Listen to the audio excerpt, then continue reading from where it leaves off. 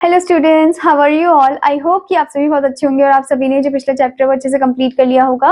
So now let's move into the chapter number 5 and the chapter name is the sentence. हमने sentence के बारे में पिछले class में ही पढ़ा था। सेंटेंसेस क्या होते हैं? कुछ ग्रुप ऑफ वर्ड्स जो कि एकदम अच्छे से एकदम परफेक्ट ऑर्डर में अरेंज किए जाते हैं और कुछ सेंस क्रिएट करते हैं, उन्हें हम सेंटेंस बोलते हैं। सेंटेंसेस के हमने टाइप्स ही पढ़े थे, जैसे कि क्या क्या थे वो। फर्स्ट वन था असर्टिव और डिक्लेरेटिव सेंटेंस, जिसको हम स्टेटमेंट भी बोलते हैं। फिर इंटेरोगेटिव स्टेटमेंट, इंटेरोगेटिव सेंटेंसेस जिसको हम क्वेश्चन सेंटेंसेस भी बोलते हैं। फिर आता है हमारा इंपेरेटिव सेंटेंसेस जो कि हमें कमांड देता है, रिक्वेस्ट करता है। ठीक है, तो चलिए जानते हैं सेंटेंसेस के बारे में और डिटेल में। So first is sentence. Read this group of words painted on picture canvas a beautiful she. My with you homework could help me. Okay, so do these groups of word make any sense? तो क्या ये कुछ sense बना रहे हैं? No, surely not. Now rewrite them as, फिर अगर हम फिर से लिखेंगे इन्हें एकदम अच्छे से properly, so it will be she painted a beautiful picture on canvas. Next one, could you help me with my homework. तो आपने देखा ये परफेक्ट सेंटेंस है। Okay, now they make complete sense. We must keep in mind these 5 things about a sentence. अब sentence के बारे में हमें कुछ 5 चीजें हैं जो हमेशा अपने माइंड में रखनी है। ठीक है, जैसे कि सबसे पहले बताया है a sentence is a group of words that make complete sense. Sentence group of words है जो कि कंप्लीट सेंस को क्रिएट कर रहे हैं, बना रहे हैं। Next thing is starts with a capital letter. जो सेंटेंस है वो हमेशा कैपिटल लेटर से स्टार्ट होता है। Next one, consist of words in proper order.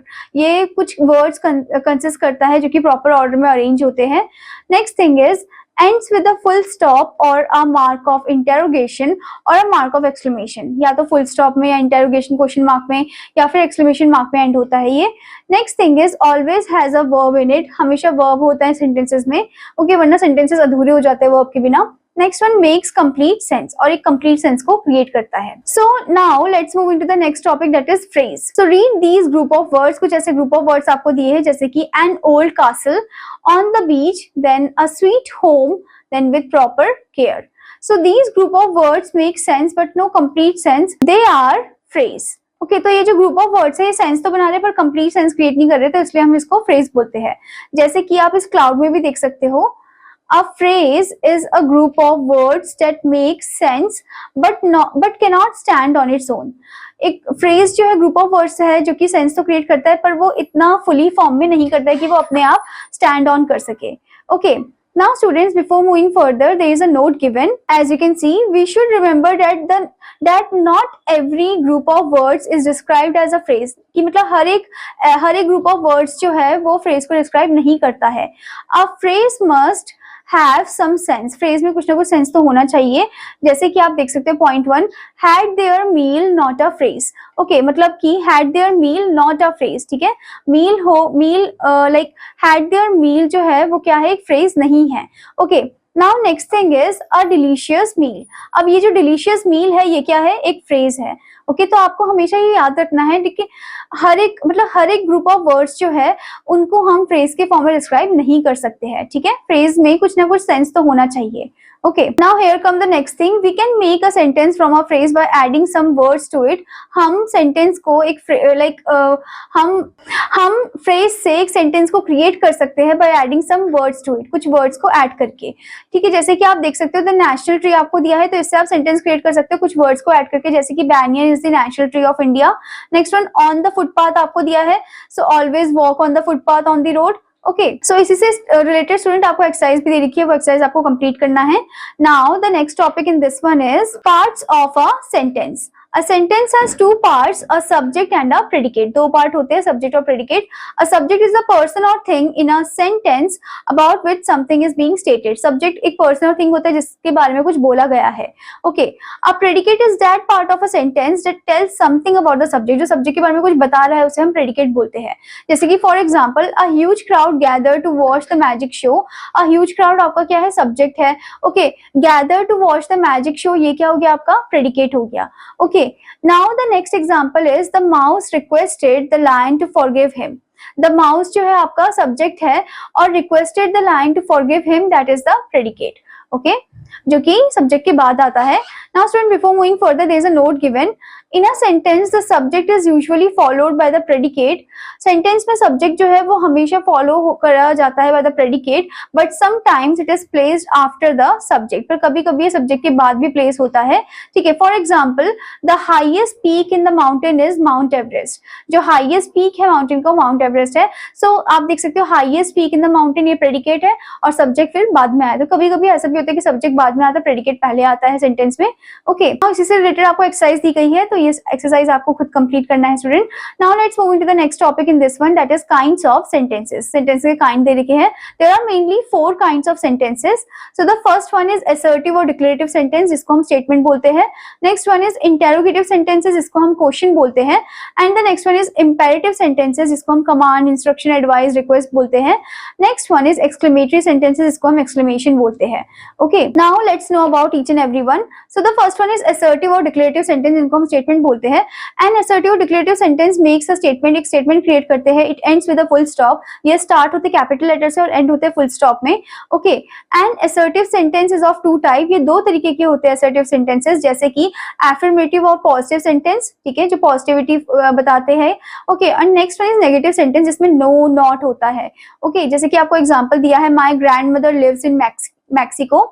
Okay, तो ये आपका एफर्मेटिव यानी कि पॉजिटिव सेंटेंस हो गया। Next one, my grandmother does not. Next one is student, my grandmother does not live in Mexico, ये आपका नेगेटिव सेंटेंस हो गया। Okay, now next type of sentence is interrogative sentence. And interrogative sentence ask a question, ये question पूछते हैं। It ends with the mark of interrogation, ये mark of interrogation में and होते हैं। And interrogative sentence is also of 2 types, ये भी 2 तरीके के होते हैं, जैसे कि yes/no इंटेरोगेटिव सेंटेंस या फिर WH इंटेरोगेटिव सेंटेंस। जो क्वेश्चन yes या no के मतलब वो क्वेश्चन जिसके आंसर बस yes और no में आ रहे हैं, और वो क्वेश्चन जो WH से स्टार्ट होते हैं, जैसे कि do you live in city. Okay, next one, where do you live. Okay, so in sentence 1 above the answer is either yes or no, answer या तो yes होगा या फिर no होगा। This means that these type of sentences are questions which are answered in yes or no, वो questions हैं जिनके answer yes और no में होते हैं। Such questions start with an auxiliary verb, ये जो question है ये auxiliary verb से start होते हैं, जैसे कि do हो गया, ठीक है, did, can, will, have, etc. are auxiliary verb, ये सभी auxiliary verb है। जबकि sentence 2 में, in sentence 2 the questions being the question begin with the word WH, where। Okay, तो क्वेश्चन जो है वो WH क्वेश्चन से स्टार्ट हो, जो कि है where। Okay, so this is a WH interrogative sentence इसे बोलते हैं। These type of sentences start mostly with question words, question word से ही ये स्टार्ट होते हैं, जैसे कि what, why, when, who, where. Okay, then उसके बाद whose, how, etcetera. Yes or no answer is not appropriate for these question, इसके लिए यस और नो आंसर नहीं चाहिए, एकदम फुल सेंटेंस में आंसर चाहिए। A statement is needed to answer them, एक स्टेटमेंट तो चाहिए इसको आंसर करने के लिए। Okay, now student before moving further, there is a note given in an interrogative sentence an auxiliary verb is placed before the subject। interrogative यानी कि question sentence में auxiliary verb जो है वो ऑब्जेक्ट से पहले लगाया जाता है, पहले प्लेस किया जाता है, ठीक है। now student the next type is WH interrogative। so a WH interrogative sentences use the question blend that we learned earlier। here are some WH question words। Okay, तो यहाँ पर ये क्वेश्चन ब्लेंड को यूज करते हैं, ठीक है, जो हमने पहले सीखा है। सो आप देख सकते हो इंटेरोगेटिव प्रोनाउंस जो है उनके साथ आप व्हाट, व्हिच, हु, हुम, एक्सेट्रा इनका यूज करोगे। नेक्स्ट इंटेरोगेटिव एडजेक्टिव्स है तो उनके साथ व्हाट, कलर, व्हिच बॉय की बात हो रही है। नेक्स्ट वन इंटेरोगेटिव एडवर्ब है तो why, where, how long, how often, ये आप यूज करोगे। Now next is interrogative pronouns. Okay, so each interrogative pronoun is used to ask a specific question. हर एक इंटेरोगेटिव प्रोनाउन जो है वो एक स्पेसिफिक क्वेश्चन को पूछता है। ओके, जैसे कि who and whom refer only to person, who and whom से person को refer किया गया है। For example, who is your class teacher? Okay, so आपने यहाँ पर आंसर दिया है Mrs. Sharma is my class teacher। Next one, whom do you want to come with us? I want Meeta to come with us। Okay, so we use who as subject and whom as an object। who को हमने subject और whom को हमने object के form में use किया है। who called you today, तो यहाँ पर आप देख सकते हो ये who जो है subject है, called you today, you जो है आपका object है। next one, whom are you calling today? whom आपका ऑब्जेक्ट है, are you calling today, you आपका क्या है, सब्जेक्ट है, ठीक है। Nowadays we usually use who in place of whom in informal conversation. Informal conversation में हम हमेशा हु यूज करते हैं in place of whom. Okay, now next thing is what refers to person as well as thing. What जो है person को भी refer करता है और थिंग को भी, ठीक है, जैसे कि what is on the table, तो यहाँ पर एक थिंग बताई गई है, my wrist watch is on the table. Okay, next one, what is Neelima. Okay, Neelima is a dance teacher. Okay, तो आप देख सकते हो यहाँ पर पर्सन के लिए भी हम यूज कर सकते हैं. Now student, before moving further, there is a point given, what is use with a person to ask his or her trade or profession. What हम यूज करते हैं पर्सन के लिए, उनसे पूछते हैं उनके ट्रेड और प्रोफेशन के बारे में. Okay, now next thing is which refers to both to the person and thing, दोनों को रेफर करता है. which it is used to choose a person or a thing from a given group. ये choose करता है, ये हम use करते हैं टू चूज द पर्सन, या पर्सन चूज करने के लिए, थिंग चूज करने के लिए from a given group. Okay, now आपको यहाँ पर कुछ एग्जांपल भी दिए गए हैं, जैसे कि हु वॉन द मैच, ये जर्नल क्वेश्चन हो गया. Next one, which of the team won the match, ये आपका हो गया pointing to a group one. Okay, next one, what would you like to have, ये आपका जर्नल क्वेश्चन हो गया. Next is which of these dishes would you like to have, ये आपका पॉइंटिंग टू अ ग्रुप हो गया. ठीक है, कि ग्रुप में से पॉइंट आउट करके पूछ रहे हैं कि कौन सा डिश आपको पसंद है. ओके, नाउ इससे रिलेटेड आपको कुछ एक्सरसाइज भी दी गई है, ये आपको कंप्लीट करना है student. Now let's move into the next type of sentence, that is the imperative sentence. An imperative sentence express a request, an order or a command. ये request, order या फिर command को express करता है. जैसे कि आपको example भी दे रखा है, take out your English grammar book, ये हो गया आपका command. Okay, next one, add some ginger to the tea, ये हो गया instruction. Next is please help me to solve this sum, this is your request. And next is put your best efforts to come first, this is the advice. Now next type of sentence is exclamatory sentence. An exclamatory sentence expresses a sudden feeling, ये sudden feeling को express करता है. Such kind of sentences usually begin with what or how. Such kind of sentences जो है वो शुरू होता है what और how से, and end होता है with the mark of exclamation, और ये खत्म होता है mark of exclamation के साथ. Okay, और इसी से रिलेटेड आपको कुछ exercises भी दे रखी है student. Now let's move into the next topic in this one. So the next topic in this one is question tags. In English language, we sometimes hear people make a statement and then add a very small question at the end of it. Such question are called question tags. तो English language में हमने देखा है कि कुछ लोग statement बनाते हैं, उसके एंड में फिर कुछ क्वेश्चन पूछते हैं, छोटा सा क्वेश्चन पूछते हैं, तो उसको हम उन क्वेश्चन को हम क्वेश्चन टैग बोलते हैं.